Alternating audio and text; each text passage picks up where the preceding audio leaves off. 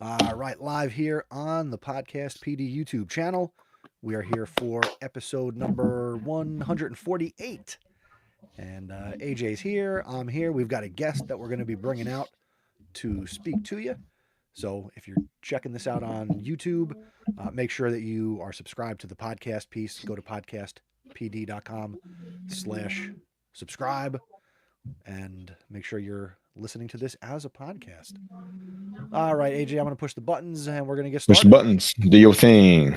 All right.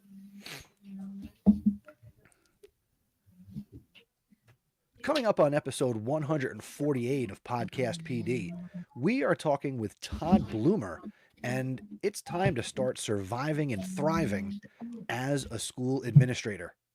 You can do it. You can survive and thrive. AJ, let's start the show. Let's start the show. This is Podcast PD, the show that provides you with anytime, anywhere professional development. Our conversations and guests will provide you with the learning you might get in a faculty meeting or on a PD day. Except you're going to have more fun with AJ Bianco and me, Chris Nessie. Let's start the show.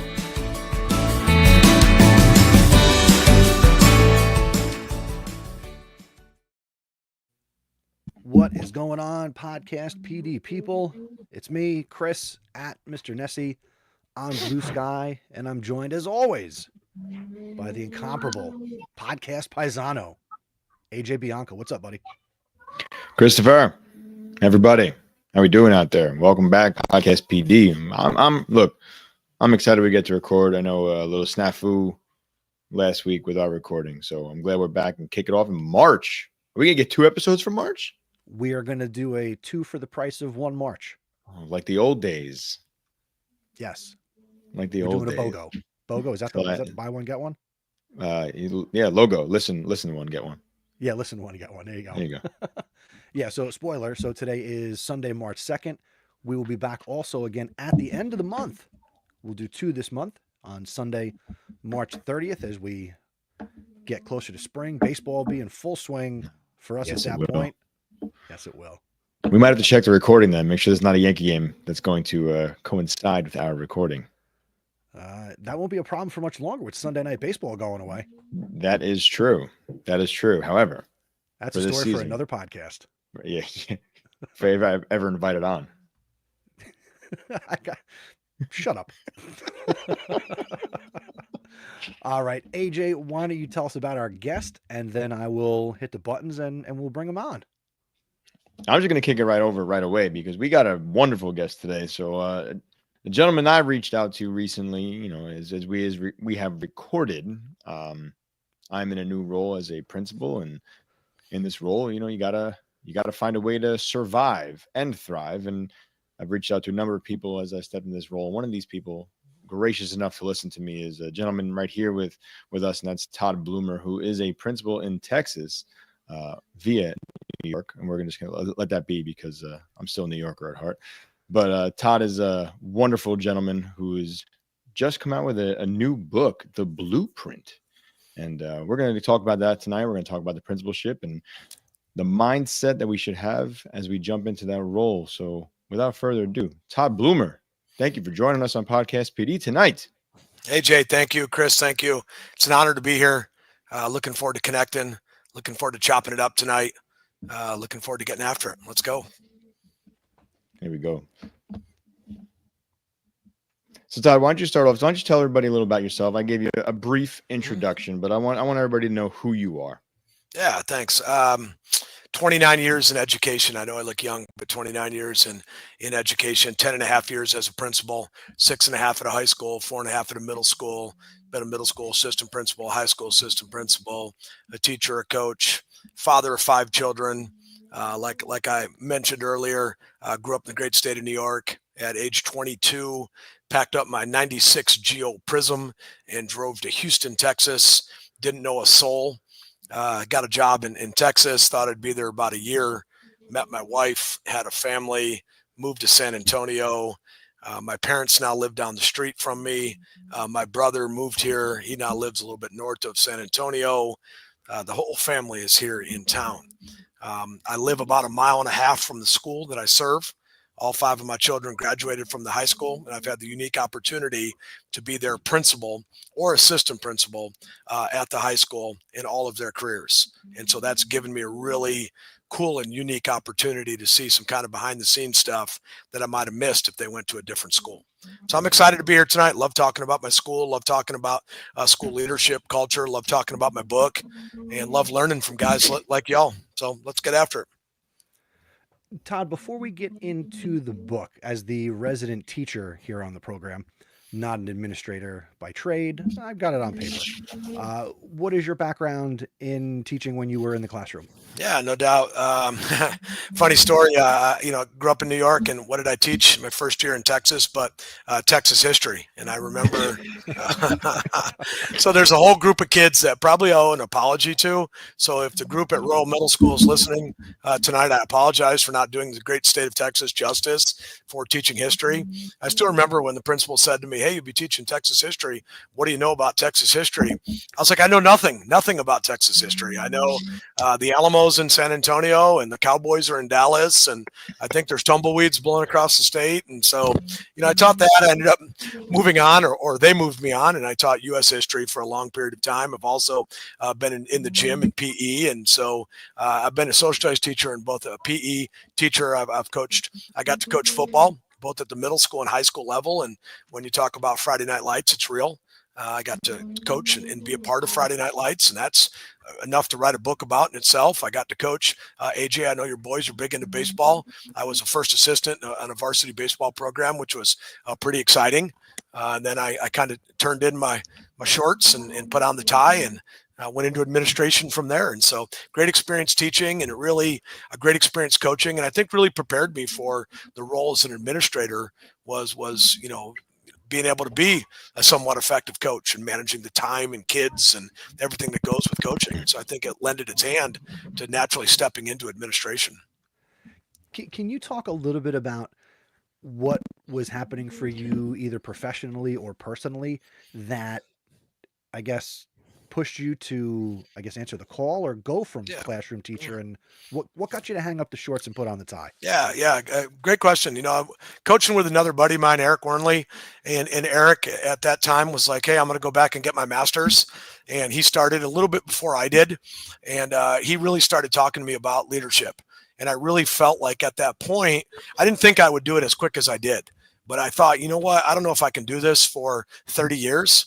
And so maybe I would go back and get my master's so that when I'm ready, that I would be able to step into that role. And Misery Loves Company, I dragged along a good friend of mine. We went out and did our programs on Saturdays and over the summer. And lo and behold, I graduated in December and got a job in January. And so it was pretty quick. And so people say you don't always get the first job you applied for. I got the first job I applied for, and I didn't do much preparation. I went in there thinking I'm going to get some experience and be ready for that next job in the summertime. And then next thing I know, I'm like, okay, guys, I'm gone. I'm going to another school to be an administrator. So really inspired by another good friend of mine who I coached with and is a near and dear friend of mine who really inspired me to kind of go in there. And then I thought, you know what, this is something that I think I can give back to and something I think that I could add some value to. And then, being a coach, we think we can do it all. We think we can solve every problem, and we think we can get in there and do it right. And we're accustomed to the long hours, and we're accustomed to the hard work. And so really that was just kind of hey, let's try it, and jump in and traded the shorts in for the tie. I've now given up the tie. Like now we don't have to wear a tie. So now it's a blazer and a coat and a jacket without a tie. So that's been my enjoying in my last couple of years. I wasn't a big tie guy, and I'm really glad that the culture's changed and I don't have to wear a tie every day to school. I would almost attribute that to the NBA coaches who now do polos and breaker pants. So thank you to Tom Thibodeau and let's take tips. That's right. Let's go. Yes, suits and sneakers, can't go wrong with any of that. That's right. Pair of Adidas every day. Oh wow, there you go. I like that. All right, so why don't we jump in? Let's first, before I get in, I have questions, and I know Chris, you have those questions. Todd, why don't we start? Why don't you tell us about your book, The Blueprint? It's a wonderful book. Like I said, I'm just getting started with it, so I can't speak to every page of it, but I know I'm digging in. So why don't you tell us what the book is about, who it's geared toward, and why you decided to write that book? Yeah, I'll do it in reverse order there, AJ. My brother transitioned from a math teacher to an assistant principal, and so like what every good brother does, I started to write him an email of things that I would consider going into the profession. I'd already I've already done the job, and so pretty soon that turned into a little bit longer in an email, and pretty soon that opened up into a Google Doc, and pretty soon I had different topics that I was talking about, and all of a sudden I just kind of said to my wife one day, I think I have something. Like, I think I have something to share. And it's not coming from a point of like, I know it all. It's coming from a point of like, I've probably seen most of it in 10 and a half years as a principal to be able to share. And so no lie, AJ and Chris, over the course of 7 years, I wrote this book. This book took 7 years to write because I have no time. I'm a high school principal. I work 12 months a year. We work year round. And so I just never had time. And so anytime I had a time off or a weekend or a spring break or a Christmas break, I plugged away at it. And I decided one day, hey, I'm going to wrap this up. I'm going to finish it. And I'm going to self-publish it. And then along came Darren Peppard, and Darren Peppard said, hey, let's do a little talk. And Darren Peppard ended up signing me and wrote to us and published the book. Book came out in August of 24. And was, it's kind of funny because it was on a Wednesday. I'm just a normal principal. And on Thursday, I woke up at like 6 a.m. and Darren sent me a text and said, hey, your book's live on Amazon. And so I went to Amazon, had my wife order me the first copy of the book. And sure enough, you could order it on Amazon. And so kind of a neat deal. So the book is designed for aspiring and current administrators. It is called The Blueprint, How to Survive and Thrive as a School Administrator. Really, it is a journey, my journey, my story of failure and overcoming failure to become the principal that I am today. The book starts with mindsets and a 30-day entry plan of things that you should do as a principal. The book talks about finding a coach. The book talks about the importance of building and crafting the culture of the campus that you desire. And then chapter 6 is my favorite chapter of the book. It talks about things that I would do differently. If I could do it over again, chapter 6 has 10 actionable items that I would do differently if I could start this journey over 10 years ago, because as we all know, the administrative overwhelm of our job is real. It is, it can wear the best of us down. It can cause us to leave the profession. It causes us to blood pressure to skyrocket and, gain weight and miss family events. And chapter 6 is really my favorite because I sit back and reflect on what I've learned and what I would do differently. And so the book really is a journey. It's received a little bit of praise because it's relevant and because I'm still in the field. I like to quote the Teddy Roosevelt Man in the Arena speech whenever I speak, because I am still doing what y'all are doing. AJ, every day when that phone rings and that teacher knocks on your door, I understand that. And so if you pick up my book, you're like, this guy is still doing it. It's not like he's been out of the profession 10 years and he's trying to talk to you about what the job's like, because the job has changed. The job continues to change. And so the book is practical. It's easy to read. And really the hope is that it's kind of like a guide. So you can pick it up and read it throughout the year. You can underline stuff. It can reaffirm things that you're doing. It can make you scratch your head and think, aha. But really at the end of the day, it's just meant to give you hope that you can do the job and you can be successful in the job. And that if you struggle, you're not the only one that struggled. And here's kind of the way one guy pulled himself out of the struggle. I call it the quicksand of administrative quicksand, pulled myself out of to be what I consider a halfway decent principal right now. So I think the book is relevant to anybody in the field now or aspiring to be a principal. Todd, when you think about your first days, maybe the first months and year into being a administrator, did you have the moment like you described where you're like, this is not for me. Mm-hmm. I don't know if I made the right decision. Mm-hmm. And if you had that, how did you come out of that? Yeah, no doubt. Went to a great school, and somehow I screwed it up a little bit.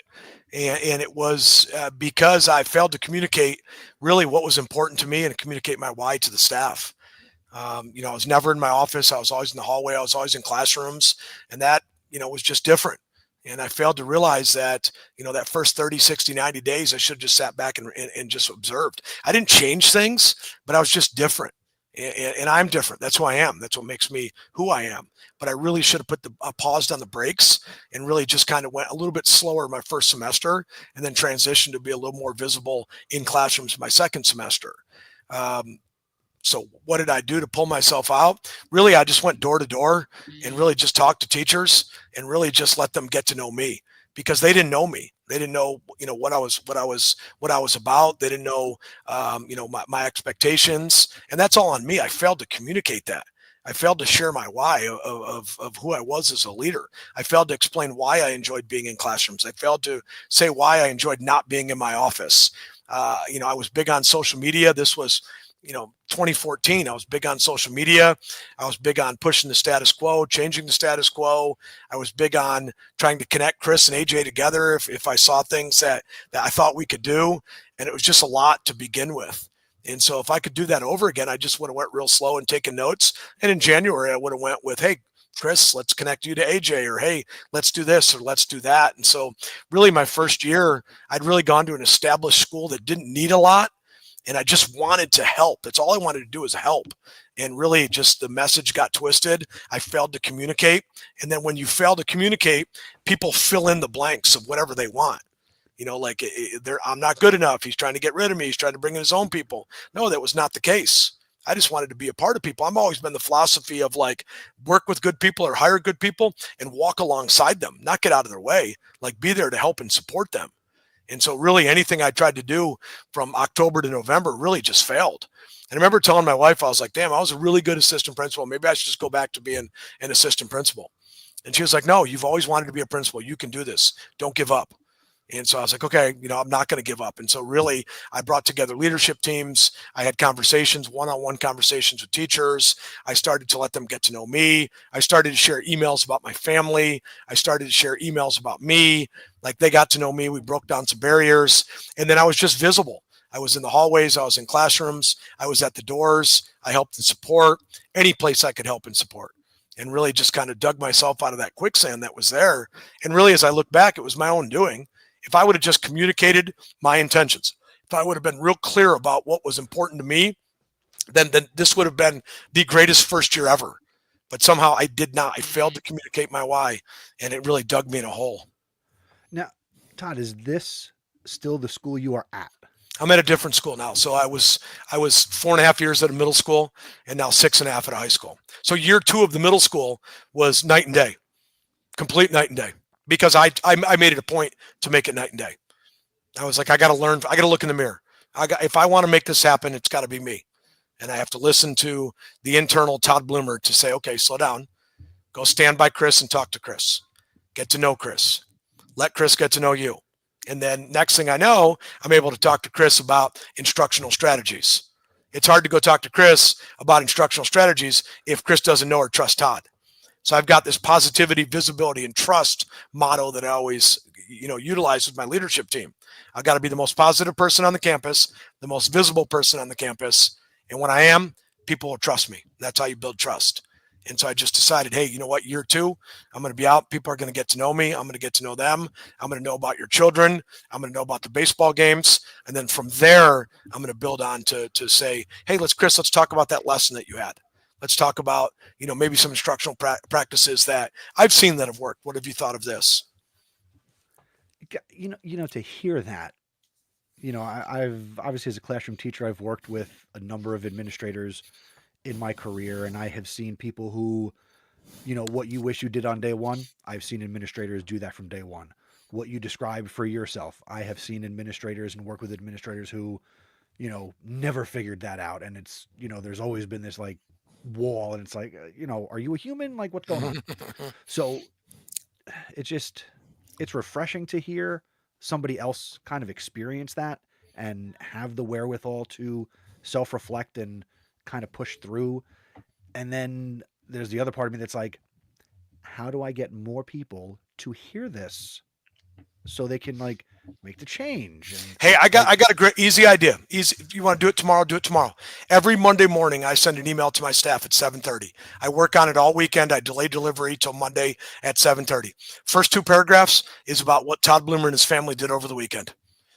Where I went and got a hamburger, what my kids did, what I'm watching on Netflix, family stuff. We preach family all the time. We talk about family all the time. And if you don't want to read the first 2 paragraphs, jump to the third paragraph. But the first two paragraphs are going to be where I got a margarita pizza, where I went and got a hamburger, what I did on Sunday, a new place that's opening up to eat. Because when I can connect with you over food, or if we I'm a Giants fan. If we talk New York Giants football in the heart of Texas with the Dallas Cowboys, like everybody loves to make fun of me because I'm a Giants fan. If that's the connection that we need to build that, that's great. I talk about my fantasy football team. I talk about all 5 of my kids, what they're doing. I talk about this little boy that my wife and I take care of on the weekends. Like, I share who I am in the hope that somebody shares that back to me, reads it, and asks me questions. So if you're talking about how do you as a principal break down that barrier so people get to know you, start with an email. Start the first 2 paragraphs of it, 3 paragraphs of it about what you did. We got spring break coming up in a week. I laid out what my wife and I are doing for the first 3 days of spring break. Hope to see somebody there, Blanco, Texas. That's where we're going. So I think, like, if we're going to be a family, we got to talk about family. And they have to see that on the weekend. Like, I don't look at data on the weekend. I don't do, school observations all day Saturday and Sunday. Like, I'm a human. Like, I go out and enjoy the beautiful city of San Antonio. Like, I go out and have a good time, and I want them to do the same thing. What do you, AJ? I'm sorry. I'm gonna pepper him with questions. No, go ahead. That's all good. What do you do, or do you not care that there are probably people who do not care about any of that? They don't care about you as a person. They're there to do their job, and they could care less. Like, they're always going to paragraph 3. I'll tell you what. On my campus, 165 teachers, 45 paraprofessionals. I guarantee almost everyone reads paragraph 1 and 2. I'm just going to throw that out there because now there's always going to be that teacher that doesn't read any emails. Like, I talked to a teacher the other day and I was like, hey, when are you setting up our conference for our pre-conference for our evaluation? I sent you an email. You did? Yes. So that person may not. But I will tell you what, when you build the culture on your campus and you make the campus culture relevant. So, Chris, when I come by your classroom and you're standing in the hallway in between passing period, I walk by and I ask a question about you. Hey, your son had a game this weekend. How'd he do? Hey, Chris, Yankees, hey, DJ LeMahieu got hurt. Like, for crying out loud, is he still on the team? Like, he got hurt. Like, they're conversations that I have. And then, hey, Chris, you're a hamburger guy. Where's the best burger that you go to here in town? And I start with that. And I do that all day long, all year, 6.5 years. I'm sit on every interview committee every interview that we have, I chair. And I make sure that the people there represent the values that I have. And honestly speaking, I think people like me enough and know that I'll support them, that they may skim paragraph 1 and 2 and go to 3. But I guarantee there's people that are like, hey, that is a pretty good burger. Or, you know what, that's a good show on Netflix. Because we're constantly talking about things that are relevant to them. And so I would push back and say, on my campus, maybe I'm being an idiot. Most people are reading paragraph 1 and 2. I've known you for 23 minutes. I want to get the email. I want to read paragraph 2 now. And I think we need more of that. And AJ, we've talked about it here on the show before. I've talked about it on House of Ed Tech, that human element that is sometimes lost in education. So, Todd, I'm glad you had that revelation. I'm glad that's who you are as a person, and more administrators and just people who work in education in general need to bring more of themselves into their role and make it personal. So thank you for sharing that. Yeah, I think it's one of the biggest problems. We are the people business, right? That's what we are. We have to do it for the people, whether it's our students, whether it's our staff.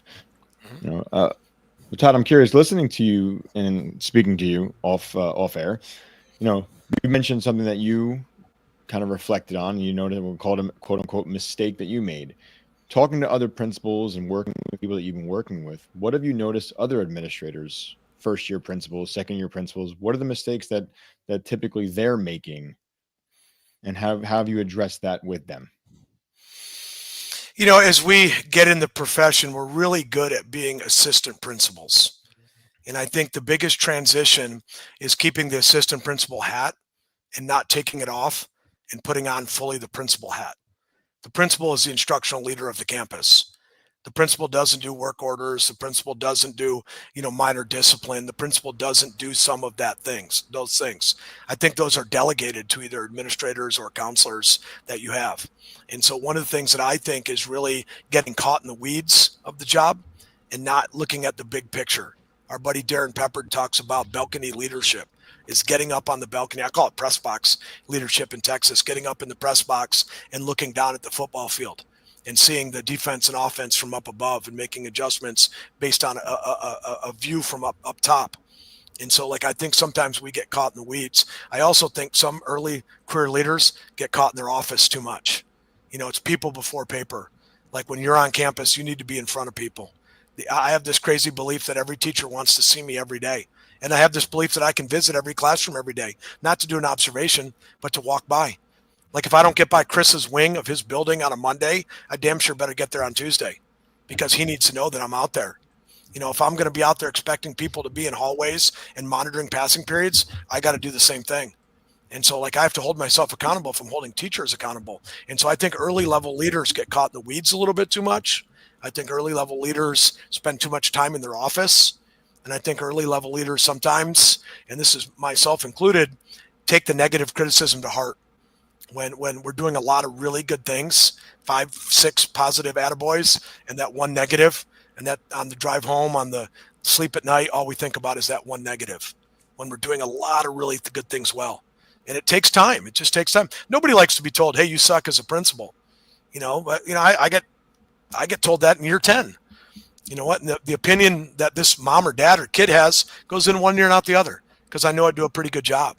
And so I think early level leaders get caught in the weeds, spend too much time in their office, and really take things to heart too much that they shouldn't. Take it, reflect upon it, but then move on. Todd, let me ask you this. In your day-to-day, what is the biggest time suck that stops you from doing the things that you really want to do from time to time? What gets in the way? What gets in the way? Let me think, because really I control my calendar. And honestly speaking, I run my day. And, I have 5 assistant principals, and so that helps. I have 2,500 students on the campus, and so I'm able to delegate probably a little bit more. I know AJ has shared with me, he doesn't have an assistant principal, so I'm up here talking about delegating stuff, and, guys cursing my name, they're thinking he doesn't have someone to delegate it to. And so really, honestly, what gets in my way sometimes is the meetings that I get pulled to by various external factors, central office meetings, pulled off campus for this or pulled off campus for that. They're very important. And don't get me wrong, the support that I receive, I wouldn't trade it for the world. But I want to be on my campus. I don't want to be pulled off. I want to be there all day long because passing period, I want to be there. Lunch duty, I want to be there. Before school, I want to do it. After school, I want to be there. So really what gets in my way, what really screws up my day sometimes is having to leave campus to go to a meeting off campus at a different site. 20-minute drive over there, the meeting, 20-minute drive back. When we could do it via Zoom, we could get on Zoom and we could eliminate 40 minutes of my day by being there. So really, honestly, some things are external that kind of get in my way. I'm blessed, Chris, because my community values public education. I don't have parents that really question what we do. It's a lot of trust because I live in the community, but also I walk the walk. I'm available to talk at the local grocery store or church whenever parents bump into me. And so there's a lot of trust there. I do take great pride in meeting with kids all day long throughout the day. And so when I'm not able to do that and I'm pulled off campus, that's what kind of gets in my way, because my joy, why I'm there, is kids and teachers. And when I get pulled away to do things that I might have been able to do by email or watch on a webinar or get a memo and I could read it, sometimes that gets in my way. I'm glad you shared that, because I can imagine that a lot of administrators, obviously they're dealing with similar things, or there's other things that are going to pull them away from the things that they want to do. And then my follow-up to that, and then I'll let AJ hop back in, and I think you alluded to this a little bit in that response. When you get pulled to places like central office, let's talk central office for a second. Are you, as a building principal, empowered to lead your building, or are you getting micromanaged from the people above you? It's a great question. The only people that need to be micromanaged are the people that need to be micromanaged. And so if you're getting micromanaged, you probably deserve to be micromanaged. I'm lucky. I'm blessed. I'm not perfect, but I try to be. I am a company man, a soldier. I take the banner of the district and fly it. The PD they want me to implement, I implement, but I'm allowed to put my own twist on everything I do because they know that I take great pride in it. They know that whatever we push out, I push out. I will never second guess or criticize our district in public on social media, even if I may push back. But I'm blessed that the people that are above me have done the same job I've done. And in fact, my boss was the principal at my high school before I got there. And so he knows exactly what I'm doing and he trusts me. He holds me accountable, which is important. But I am allowed to run my own faculty meetings. There are topics that we have to touch on and go over. We had a PD day in February, and we were expected to present the state of our school address. And we were given a template to do it, but we were allowed to spin the day any way we wanted to. And so I'm blessed that I'm not micromanaged. But if I needed to be micromanaged, if there's a leader out there that can't do it, then I do feel like central office does need to step in because our teachers and our kids need a strong and effective leader. And if the principal can't chart the course, if the principal can't paint a picture, Chris, that you get behind as a teacher, then somebody needs to do it for them.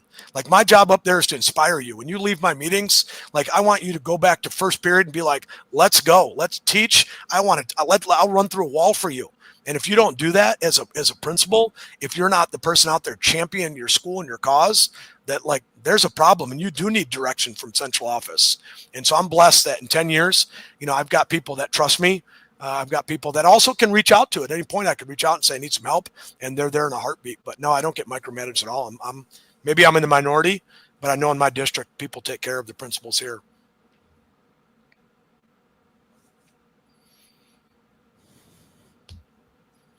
Got anything else for that one, Chris? No, I'm good. Just trying to learn a little bit every day. All right, no, that was your. That's cool, man. I know that was a big one for you, so I wanted to make sure you hit on that one.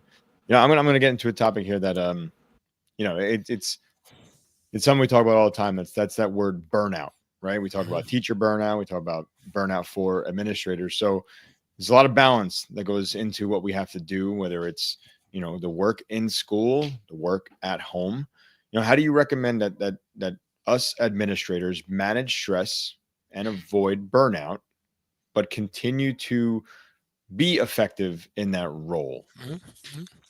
I tell you, pick up chapter 6 of the blueprint. There's 10 actionable items in there, AJ, that you can implement starting tomorrow. So I'll tell you what, Sunday, today's Sunday, March 2nd. Every Sunday, my wife and I partake in Sunday Fun Day.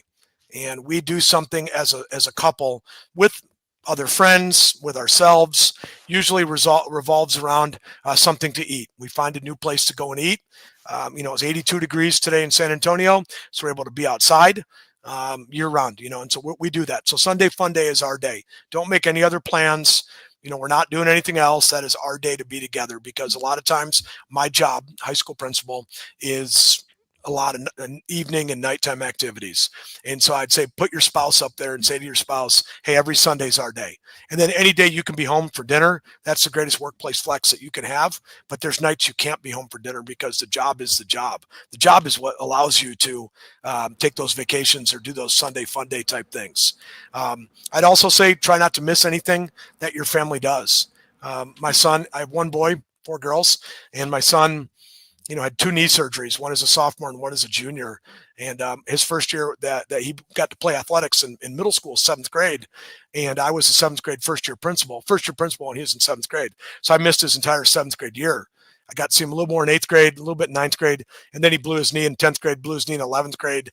And I didn't get to see him. He sat the bench in 12th grade in football, and he shot the shot put in discus and track. But that, who goes to track meets to watch. And so like a lesson I learned was, don't miss your kids' events because they go by so quick. And my son had 2 knee surgeries to be able to go from there. I'd also say, AJ and Chris, like to avoid the burnout. Jimmy Casas talks about 2% of your day, and really 2% of your day is 30 minutes. Can you go to the gym for 30 minutes? Can you walk for 30 minutes? Can you try to run for 30 minutes? Can you hit Planet Fitness for some weights for 30 minutes? What can you do to give back to you? I'm a big believer in vitamin D, getting outside in the sunshine, taking a walk. I'm a big believer in, I get up each morning and read the Bible. I got the Bible in a year I'm doing this year. And Leviticus is very difficult to read, but every morning I get up and I read, and I think that helps center my day. And then I'm an extremely optimistic person. Like, I believe in the good of people, and I believe in the power of public education. And with a strong faith and with a halfway decent workout regime, and with my wife supporting and loving what I do, I'm able to go to school. And when I'm at school, I am the happiest person in the whole wide world. And when I come home, I'm the happiest person in the whole wide world when I'm at home. And when I'm at home, I really try not to do a lot of schoolwork. When I'm at dinner with my wife, I try not to do the emails on the phone or those kind of things, but sometimes that comes up. So you brought up balance. Sometimes there's no balance because that indicates maybe equal. I think really, if you're at school, love your school. If you're at a basketball game for your school, love the fact that you're there. Be thrilled that you're there. Be so happy for the kids. And then when you go home and you're watching Law and Order with your wife, be so excited that you're watching TV with your wife. Like, listen to her day. How did her day go? Call your kids. Check in on your mom and dad that live down the street.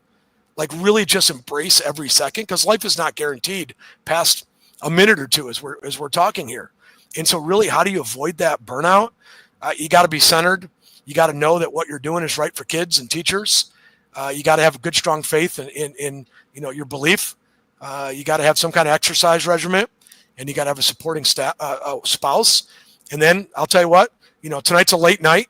I try to get to bed by 9 o'clock each night and try to get a good night's sleep. I try to drink a lot of water. I try to eat decently. That's difficult, but I try to eat decently. And I think if you do all of those things together, you've got a really good opportunity to avoid that burnout. And then at the end of the day, if you're feeling like this isn't for me, or if you're stressed out, or if you're at work and you've got your butt hammered by a phone call or email, I get up, I get out of my office, and I go somewhere, whether it's the band hall and ask them to play the school song, or go sit in the best chemistry teacher's classroom, or go sit at a table at lunch and ask kids, hey, here's my fantasy football roster. Who should I drop?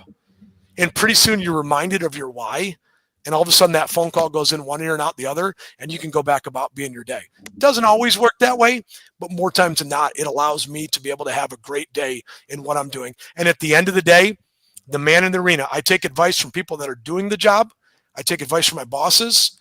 I don't necessarily take advice from Joe the plumber down the street who's never been a principal and thinks I do a terrible job at leading a school. Like, I don't take his advice to heart at all. I thank you and tell you to get lost, but I don't take that advice.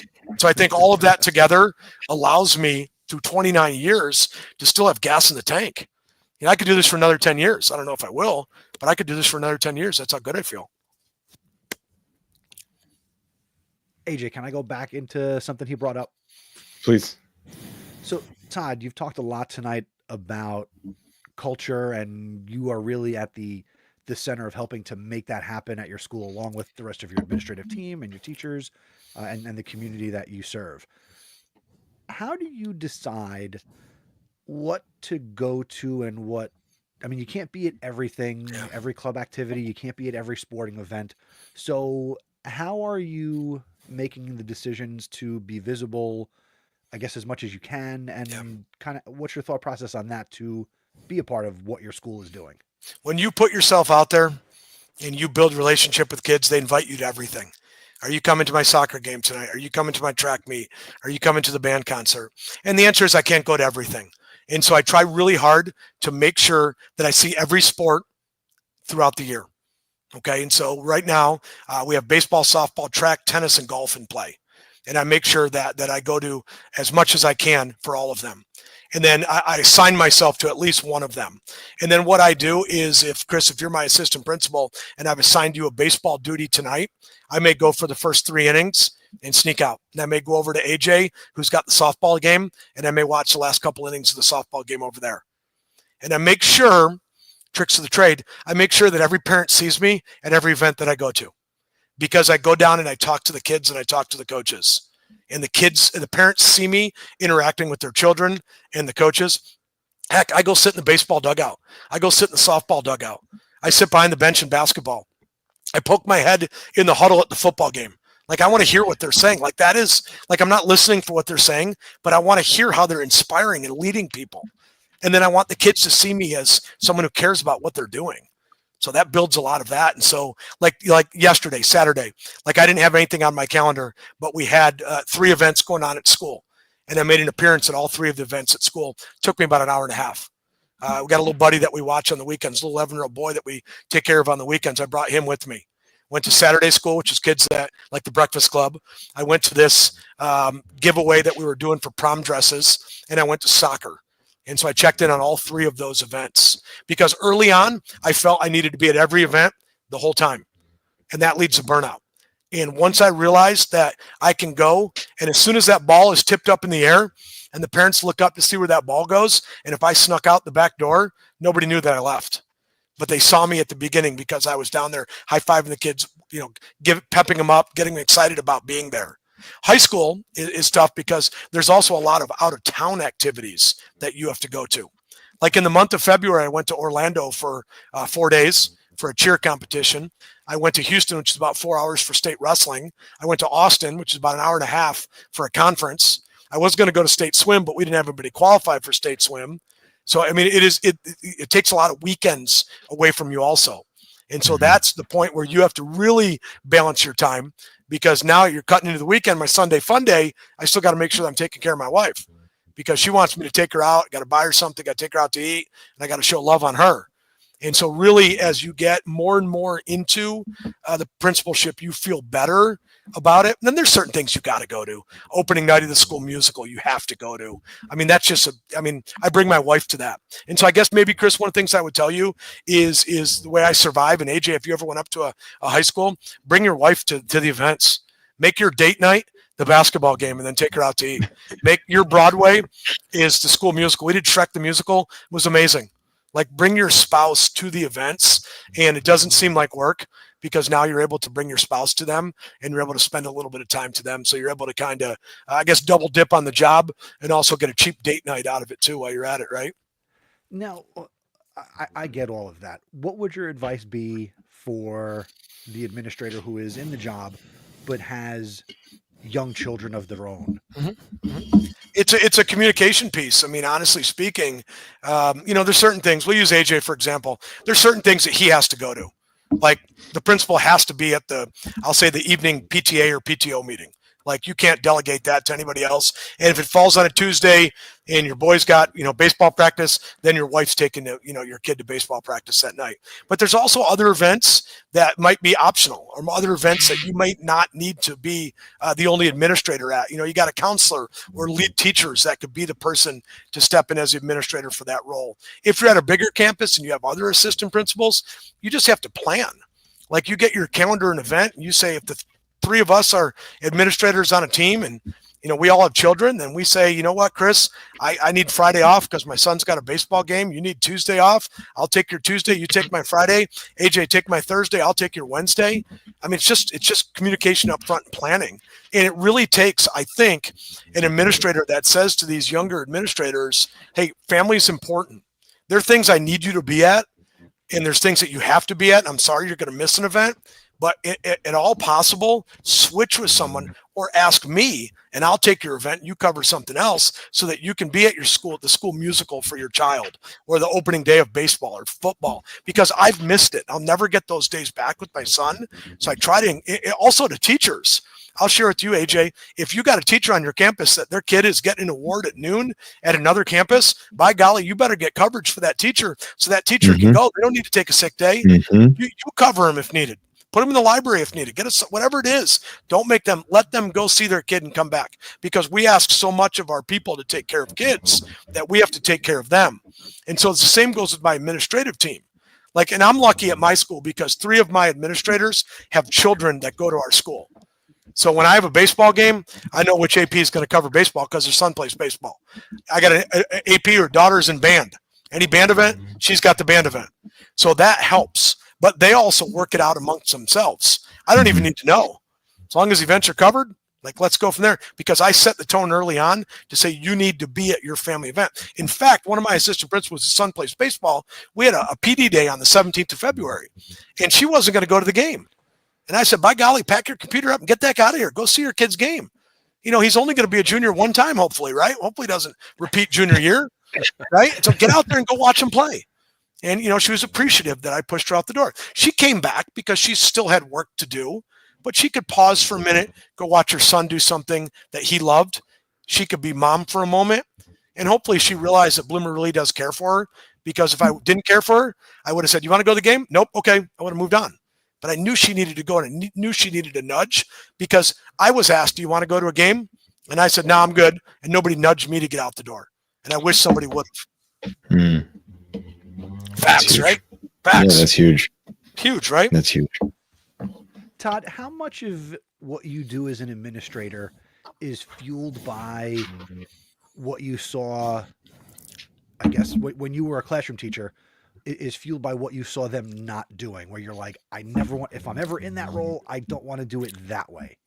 I don't know. And I look back on that question. A lot of times people look at if you're a really good teacher, then administrators don't come around because you're doing it right and they're working with somebody else. And I felt I was a halfway decent teacher.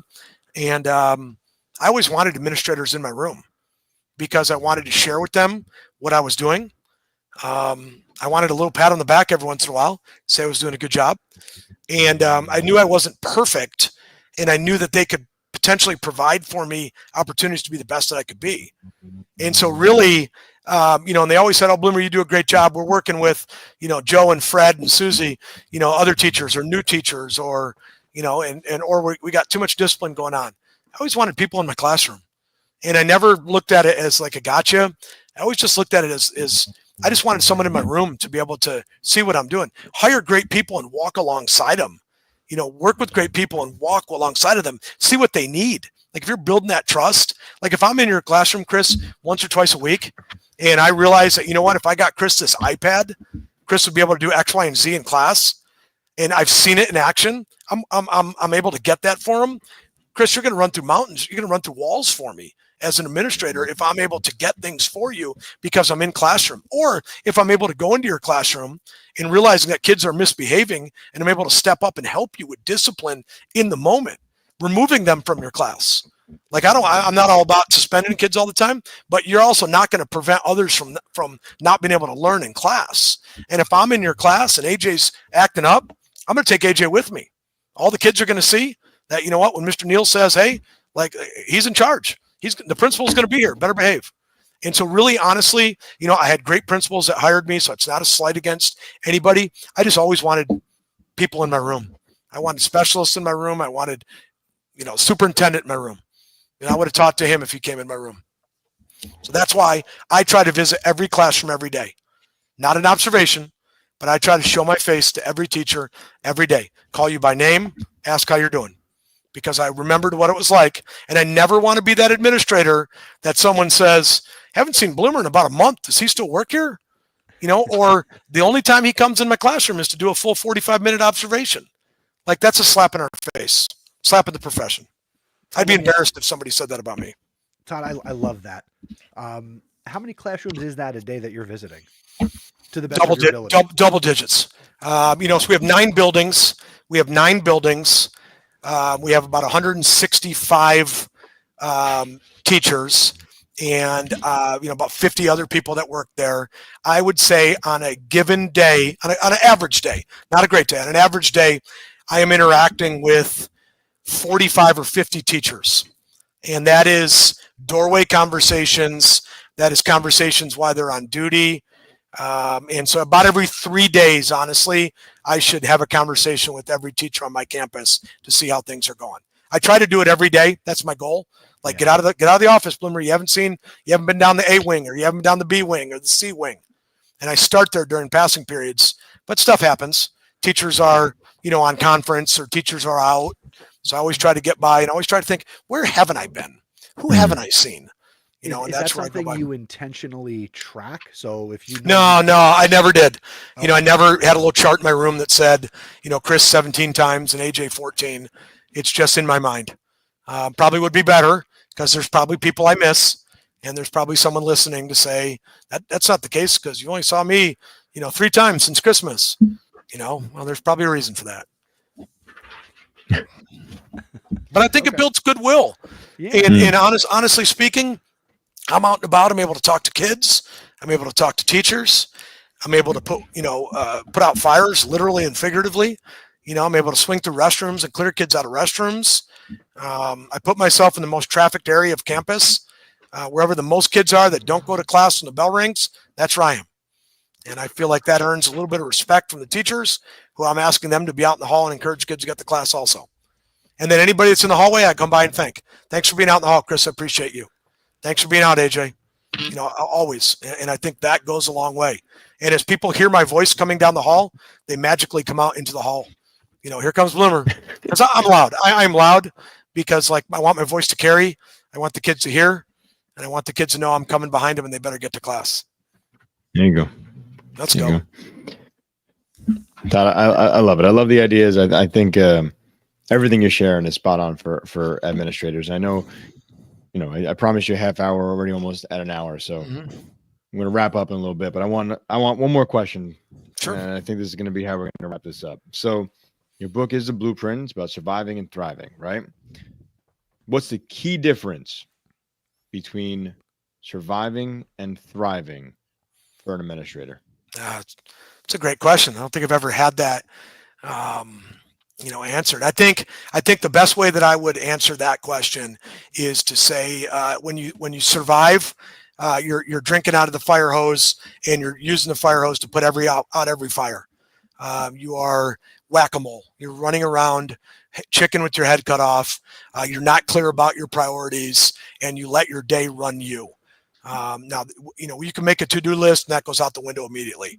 But at the end of the day, you are in charge of your day and you are in charge of where you put your time and your efforts. And so I survived my first year. I was running around, chicken with my head cut off, listening to bad advice, listening to good advice, trying to be lenient, trying to be hard. I tried everything. And I think when you are thriving as an administrator, you're real clear around your priorities. And you're really good at communicating your priorities. A teacher, a student, a parent should never read your mind as to what is important to you. What is important on a Monday should be important on a Friday. What is allowed on a Tuesday should be allowed on a Friday. And nobody should read your mind for what you have. And then I think the visibility and the positivity builds that trust that you want to get to thrive as a principal. So I think everybody survives as a principal. Everybody's that duck, with the feet just a quacking underneath the water 1,000,000 miles an hour. And there's days that in year 10, I'm doing the same thing. Every day isn't, rainbows and sprinkles at Churchill High School. Every day, there's days that are very, very difficult and challenging. But there are days that I am in charge of my day, and I make sure that I am with kids and with teachers, and I am making sure that I am clear about what matters. Instruction is at the forefront of everything we do. School safety is second, and then student voice, campus culture is right there third. So when you start to build all of those together and you start to hire people that fit that mold. So AJ, just think about it. In year 2, when you're able to hire people that fit the mold of what you want at your school, it gets a little bit easier. In year 3, when you've hired 20 people on your campus that have hired and have the same values and beliefs that you have, it's a lot easier. I am at 6.5 years at Churchill, and I've probably hired 2/3 of the staff. I mean, we've probably turned over that much since COVID, to be honest with you. COVID was just a curveball to everybody with school hiring. Plus, also, I was an assistant principal at Churchill High School prior to becoming a principal, and so I have a little bit of knowledge of some people that I worked with as an assistant principal. So when you're able to hire those people and bring them on board, like campus culture is just different. So surviving is whack-a-mole. Thriving is really getting real clear about your priorities, communicating your priorities, building upon what's important, hiring and retaining the right people, and then really being the champion of your school, being the person that carries the banner out front, like Jimmy Casas talks about, just to be the cheerleader and the advocate for your school and community. And as I point out in the blueprint, you're a superhero. You're a superhero to your kids. your teachers and to your community. Like, you may be the last hope for a family. They're sending their kid there. They've given up on them. You may be that last hope there. And so when you're able to start thinking that way, that's when you're thriving as a principal. That's when it's the greatest job in the whole wide world. Pretty clear, pretty simple. I like it. Some good stuff right there. Thank you. So the book is The Blueprint: Survive and Thrive as a School Administrator. In our show notes at podcastpd.com/148, you're going to be able to click a link and obviously purchase that book. You'll be able to connect with Todd. We'll have all his information in the show notes as well. And Todd, from me, thank you so much. I mean, I know I came at you with a bunch of questions. It's great. It's always things that I'm curious about. And, you know, if your insight can help at least one school administrator, then we have done our job here on Podcast PD today. I appreciate it. I enjoyed the time. I enjoyed the questions.